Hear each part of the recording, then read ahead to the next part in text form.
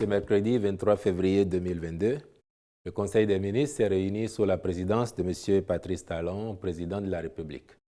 Au thème de la séance, les décisions ci-après ont été prises. Au chapitre des mesures normatives, réforme de la gouvernance des structures sous tutelle du ministère de la Santé. Les tests régissant le fonctionnement des centres hospitaliers ne sont plus aux normes avec les récentes évolutions sur les règles de gouvernance des sociétés, entreprises, établissements et offices d'État. Leur mise à jour s'est ainsi avérée nécessaire en vue d'optimiser leur bon fonctionnement. Le Conseil a donc adopté le décret portant approbation des statuts des centres hospitaliers universitaires ainsi que celui des centres hospitaliers départementaux. Aussi, les décrets de nomination de membres au sein des conseils d'administration des différentes structures sous tutelle du ministère de la Santé ont-ils été pris subséquemment. Au titre des autres mesures normatives, ont été adoptés les décrets portant transmission à l'Assemblée nationale pour étude et vote du projet de loi de règlement gestion 2020, modification des statuts et nomination des membres du conseil d'administration de l'Office national d'imprimerie et de presse ONIP. Au chapitre des communications, en un, contractualisation pour l'exécution des services d'entretien et de maintenance de divers équipements de la flotte de la Société de gestion des déchets et de la salubrité, dans le but d'assurer la continuité des services offerts à la population par cette société. Il est indispensable que sa flotte, constituée d'une centaine de véhicules, reste en condition opérationnelle pour une utilisation sans interruption. À cet effet, les prestations à réaliser concernent aussi bien l'entretien courant, la mécanique générale que le maintien en bon état de fonctionnement de ces matériels roulants dans toutes leurs composantes.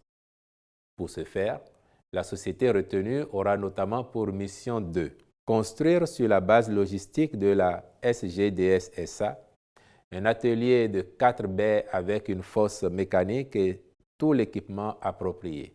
Mettre en place un stock de pièces de rechange et les accessoires convenables, de même qu'un système de gestion de la flotte assorti d'un véhicule atelier entièrement équipé pour des interventions sur route.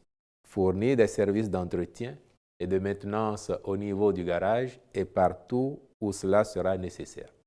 En point 2, réalisation d'études préparatoires du projet de construction d'une cimenterie de capacité 5000 tonnes de clinker par jour au Bénin.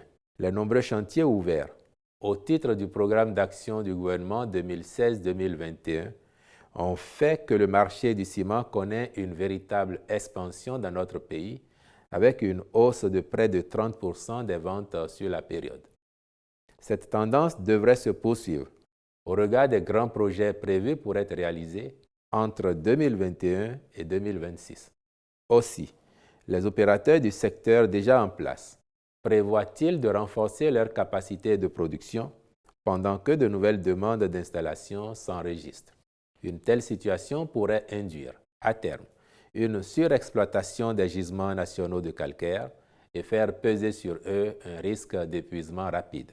C'est la raison pour laquelle le gouvernement entend réorganiser l'offre de ciment sur le marché en se dotant d'une stratégie qui consiste à ne plus attribuer de nouvelles concessions des mines de calcaire et à mettre en place une usine nationale de fabrication de clinker qui approvisionnerait à terme l'ensemble des autres acteurs du marché.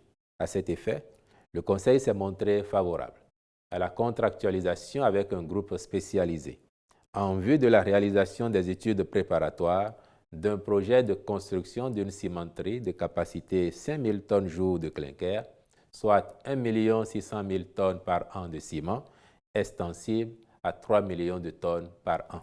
Au chapitre des rencontres et manifestations internationales, le Conseil a autorisé la participation du Bénin à la réunion ministérielle du 6e comité technique spécialisé de l'Union africaine sur l'égalité des sexes et l'autonomisation des femmes à Addis Abeba, en Éthiopie, le 28 février et 1er mars 2022, ainsi que la participation du ministère du Développement et de la coordination de l'action gouvernementale aux réunions statutaires au titre de l'année 2022. Enfin, au chapitre des mesures individuelles, les nominations suivantes ont été prononcées. À la présidence de la République, secrétaire permanent de l'Autorité de régulation des marchés publics, M. Ludovic Guedje. Au ministère des Affaires sociales et de la microfinance, directeur de la planification, de l'administration et des finances, M. Rodrigue Noutaï Onkpeheji. Directeur général des Affaires sociales, M. Bruno Gbehento. Au ministère de l'Industrie et du Commerce, directeur de la planification, de l'administration et des finances, M. Sedagbe Armel Gildas Kessé. Au ministère de l'Eau et des Mines, conseiller technique aux mines, M. Évariste Agli. Directeur de la planification, de l'administration et des finances, Mme Afia Marcel Madende, épouse Oké. Directeur général de l'eau, M. Saïd Kolaole Hunkponu. Directeur général de l'Office béninois de recherche géologique et minière, M. Alassane Osseni Inoussa. Je vous remercie.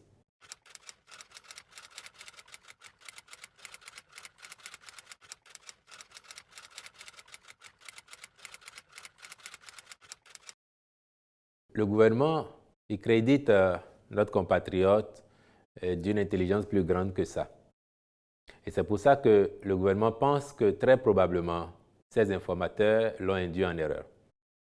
Chaque Béninois observe et sait. Les composantes des forces de défense et de sécurité observent et savent que depuis 2016, ce gouvernement a fait d'énormes efforts, a consenti de gros investissements pour les équiper, leur donner les moyens opérationnels de remplir leur part de la mission liée à la construction de notre pays, à l'édification d'un pays sécurisé. Chacun peut l'observer. Après, quand on a fait ces investissements pour équiper, recruter du personnel, on permet effectivement à ces forces de défense et de sécurité d'être davantage efficaces. Peut-on, dans ces conditions, affirmer que le président de la République se bunkérise? Mais à quelle fin? Tous les Béninois qui sont ici, qui vont et qui viennent, tous les étrangers qui passent chez nous, s'étonnent de voir un président de la République circuler dans la ville comme n'importe quel autre citoyen, sans motard, sans gyrophare, je dirais même le plus banalement du monde. Et puis, a-t-on idée de penser à une quelconque bunkérisation de la part d'un locataire du palais de la présidence de la République qui affaisse la clôture du palais et qui érige plutôt des grillages qui permettent à tout passant de voir à l'intérieur? J'ai le sentiment que, comme le gouvernement le pense, les informateurs de notre ami ont dû l'induire en erreur, sinon il est crédité d'une intelligence plus grande.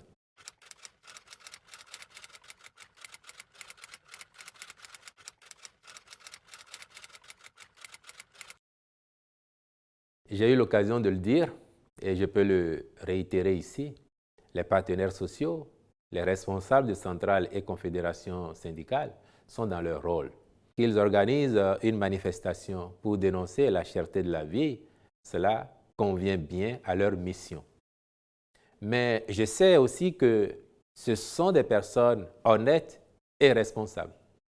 Et que comme l'ensemble de nos compatriotes, elles ont, ces personnes, en l'occurrence ici, les responsables des centrales et confédérations syndicales, ont pu observer qu'entre 2016 et 2020, par exemple, les prix des produits de grande consommation, des céréales notamment, sont restés presque inchangés sur nos marchés. Grâce aux effets induits par la politique agricole du gouvernement, qui consiste à faire en sorte que notre agriculture soit de plus en plus performante, produise davantage et que les vivriers soient sur le marché. Vous n'avez pas oublié que depuis 2018, par ailleurs, nous sommes passés deuxième producteur de vivriers dans l'UEMOA, derrière un pays qui a une longue tradition agricole. Donc, cette politique du gouvernement a rendu les produits disponibles tout le temps, à telle enseigne que, comme je le disais, les prix sont restés presque au même niveau. D'un gouvernement qui a agi pour que les prix sur les marchés restent accessibles On ne peut pas penser que du jour au lendemain, il ait décidé d'inverser sa politique et de provoquer par lui-même une envolée des prix. Chacun le sait, et nos amis, les partenaires sociaux, davantage parce qu'ils sont au fait de ce qui se passe dans le monde. Chacun sait que cette conjoncture qui induit une flambée des prix sur les marchés est de tendance mondiale. Mais qu'à cela ne tienne, bien que cela ne dépende pas de son fait ni de son vouloir, le gouvernement de la République s'est montré proactif sur la question de la maîtrise des causes de ce phénomène. Bien sûr qu'il y a une bonne partie des causes qui relèvent de chocs exogènes et sur lesquelles nous avons très peu, sinon pas du tout de prise. Mais pour ce qui peut être contrôlé à l'interne, chacun sait que le gouvernement a été actif, au front, pour interdire les sorties incontrôlées de nos vivriers et puis récemment pour aller jusqu'à imposer des prélèvements sur les cordons routiers ou les voisins de notre pays qui viennent s'approvisionner ici en grande quantité au détriment du marché national, essayent de sortir les produits. Et pour vous montrer que le gouvernement est très attentif à la question, je peux vous dire, et vous pouvez le vérifier, si les derniers jours, le prix du maïs n'a pas recommencé à baisser parce qu'on a fait en sorte que grâce à ces contrôles, le maïs reste davantage au pays. Donc on a commencé à voir les effets positifs de cette situation, somme toute. Oui, les centrales syndicales sont dans leur rôle, mais oui, le gouvernement aussi est dans son rôle, celui d'œuvrer à ce que la situation reste sous contrôle, sous maîtrise et que les populations béninoises puissent s'approvisionner sur nos marchés en produits disponibles et à prix accessible. Donc, c'est une démarche qui est en cours et nous avons bon espoir que, comme cela a commencé à se ressentir sur le maïs, l'action du gouvernement, en l'occurrence sur ce sujet-là, va produire davantage d'effets.